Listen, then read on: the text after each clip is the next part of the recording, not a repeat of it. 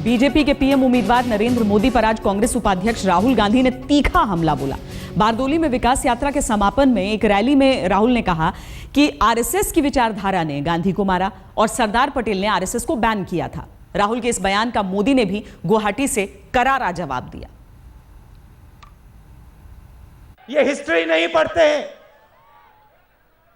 इन्होंने सरदार पटेल जी की, गांधी जी की विचारधारा के बारे में कोई किताब नहीं पढ़ी है,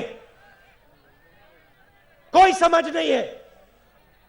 मैं थोड़ा आपको बताना चाहता हूं, सरदार पटेल जी के बारे में आपको बताना चाहता हूं। उन्होंने कहा क्या था, आरएसएस एक जहरीली विचारधारा है जो भारत की आत्मा को नष्ट कर देगा। सरदार पटेल ने कांग्रेस पार्टी में पूरी अपनी जिंदगी दी, गरीबों की लड़ाई लड़ी, पूरी जिंदगी लड़ाई लड़ी। उसके बारे में नहीं पढ़ा, उसके बारे में नहीं सोचा। अब मूर्ति बनाना चाहते हैं। जब कांग्रेस के लोग मुझे सवाल पूछते हैं कि मोदी जी आप तो आरएसएस वाले हो, भाजपा वाले हो, और आप सरदार पटेल का इतना बड़ा स्टैच्यू बनाने जा रहे हो, स्टैच्यू ऑफ यूनिटी बनाने जा रहे हो। मेहरबान, आपके लिए सरदार वल्लभ भाई पटेल दल के नेता होंगे, हमारे लिए सरदार वल्लभ भाई पटेल देश के नेता है, दल के नहीं, देश के। और यही हमारी सफलता है कि 60 साल तक जिस महापुरुष को आपने भुला दिया था, हमने आपको मजबूर किया है, दिन रात उसके नाम के गीत गाने के लिए मजबूर कर दिया।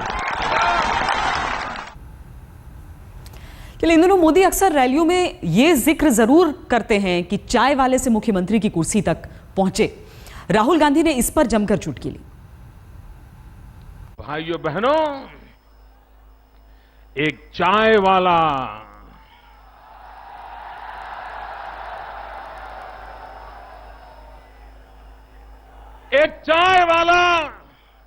एक गरीब मां का बेटा सर ऊंचा करे और कांग्रेस का एक भी नेता उसको सहने को तैयार नहीं है, ये उनकी मानसिकता का दर्शन कराता है। भैया देखिए एक बात मैं आपसे कहना चाहता हूं, ये मैंने बहुत बार सुना है। जो चाय बनाते हैं, नहीं सुनो, पूरा हिंदुस्तान कोई ना कोई काम करता है।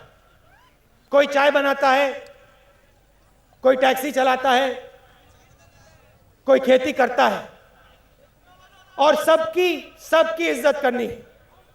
चाय वाले की इज्जत करनी है, चाय वाले की इज्जत करनी है, किसान की इज्जत करनी है, मजदूर की इज्जत करनी है।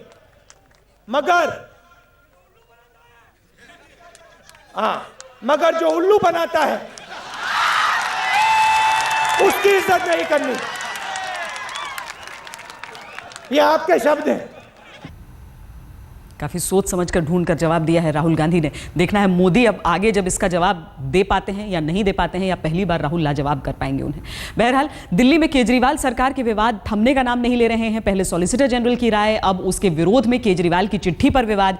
केजरीवाल ने जिन जानकारों के नाम उपराज्यपाल को लिखी अपनी चिट्ठी में दिए थे, उन जानकारों ने अब यह कह दिया है कि उन्होंने जन लोकपाल बिल पर सरकार को कोई राय नहीं दी।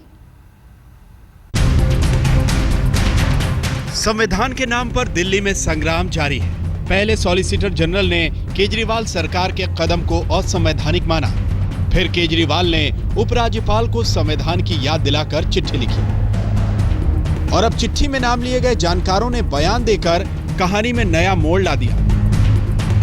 कल केजरीवाल ने उपराज्यपाल को चिट्ठी लिखी और अपनी तीखी चिट्ठी में कहा था, जैसे अपने सॉलिसिटर जनरल की राय ली है, वैसे ही दिल्ली सरकार ने भी देश के 3 जाने माने वकीलों और एक रिटायर्ड चीफ जस्टिस की राय ली है।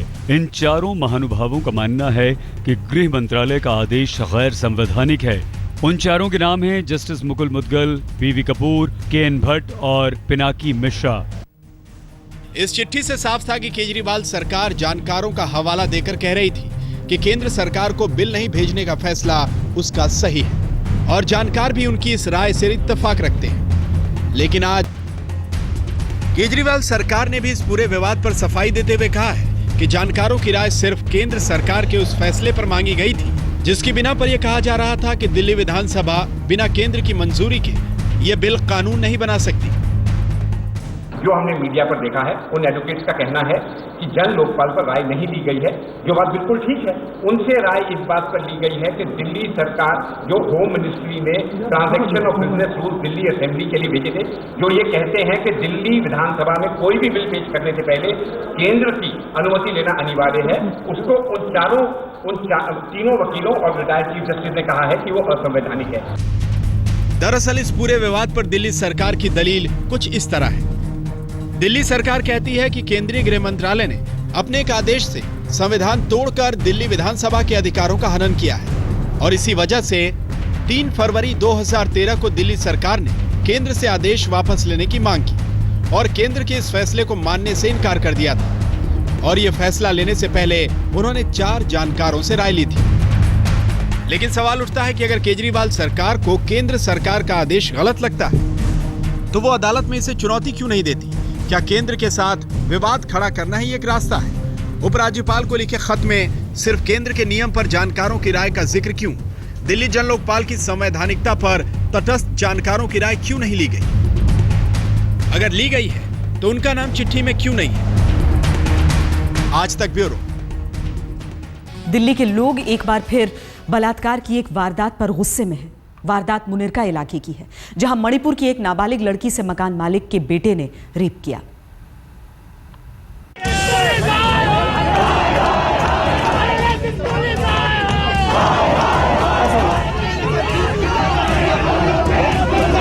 दिल्ली के वसंत विहार थाने पर लोगों का गुस्सा भड़का है 14 साल की लड़की से रेप के खिलाफ। तस्वीरों में देखिए लोग किस कदर गुस्से में हैं। दिल्ली पुलिस एक बार फिर निशाने पर है। पुलिस प्रदर्शनकारियों के निशाने पर है। इस वक्त मैं मौजूद हूं वसंत विहार थाने के ठीक सामने, जहां लोग और खासकर छात्र जो है वो विरोध प्रदर्शन कर रहे हैं। इन लोगों का शिकायत जो है, इन लोगों की सारी शिकायत पुलिस के खिलाफ है और इनका ये कहना है कि पुलिस अगर संवेदनशील हो, पुलिस अगर अपने काम को लेकर सीरियस हो तो शायद ऐसे मसलों को टाला जा सकता है। She was dragged into a pharmacy in near Rama Market in Munirka and it was not one person, एक accomplice ने उसका बंद भी किया है, उसका रिपीटेडली रेप हुआ है, बहुत ब्रूटली रेप हुआ है। रेप की यह वारदात शुक्रवार रात मुनिरका इलाके की है। रेप की शिकार नाबालिग लड़की मणिपुर की रहने वाली है। बताया जाता है कि कुछ खरीदने के लिए वो बाहर निकली थी और रास्ते में मकान मालिक के बेटे ने उसे अगवा कर उसके साथ रेप किया। लड़की के साथ आरोपी ने बुरी तरह मारपीट भी की। पुलिस ने आरोपी को गिरफ्तार कर लिया है। मैं इस केस को बिल्कुल प्रायोरिटी पे देखूंगी ताकि इसमें मुलजिमों को ज्यादा से ज्यादा मतलब फांसी की सजा मिले। लाजपत नगर में अरुणाचल प्रदेश के छात्र नीडो तानियन की मौत पर उत्तर पूर्व के लोगों का गुस्सा अभी थमा भी नहीं है कि मणिपुर की नाबालिग लड़की के साथ रेप। आखिर दिल्ली पुलिस क्या कर रही है? अरविंद ओझा के साथ सुप्रतिम बनर्जी, दिल्ली आज तक।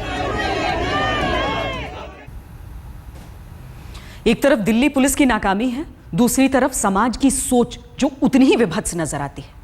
बहरहाल दिल्ली की खबर बताते हैं। यहां के कोंडली इलाके में आम आदमी पार्टी के विधायक मनोज कुमार के दफ्तर पर लोगों ने जमकर तोड़फोड़ की। बताया जाता है कि पानी की समस्या थी, इसे लेकर लोग विधायक के दफ्तर पर शिकायत लेकर पहुंचे थे। आरोप ये लग रहे हैं कि वहां जो आम आदमी पार्टी के कार्यकर्ता थे, उन लोगों ने शिकायत लेकर जो महिलाएं पहुंची थी उनके साथ मारपीट की। इस पर लोग भड़क गए, उन्होंने पार्टी के दफ्तर में जमकर तोड़फोड़ की। विधायक के खिलाफ मामला दर्ज कर लिया गया है। ठीक है, तो फिर आप